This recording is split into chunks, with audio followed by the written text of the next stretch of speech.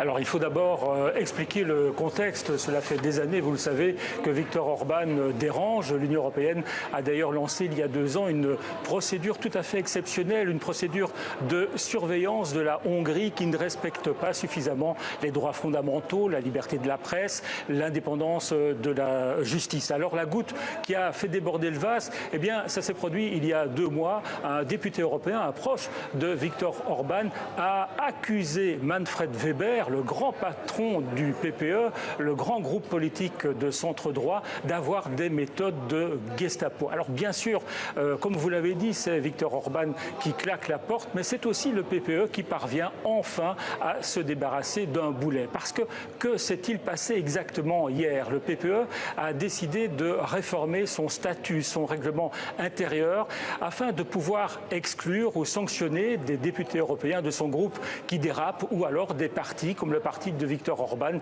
qui ne respectent pas suffisamment les valeurs démocratiques de l'Union européenne. Et en fait, Viktor Orban n'a fait que prendre les devants pour éviter l'affront d'être exclu. Alors, que vont devenir maintenant les 12 eurodéputés de son groupe? Eh bien, ils vont probablement frapper à la porte du groupe politique des conservateurs, très eurosceptiques, ou alors le groupe de l'extrême droite, où siège également Marine Le Pen. Mais attention, un tel épisode risque d'alimenter le désamour des pays de l'Est à l'égard de l'Union européenne. Viktor Orban va pouvoir maintenant répéter encore que l'Union européenne considère son parti et la Hongrie comme un enfant à qui il faut faire la leçon.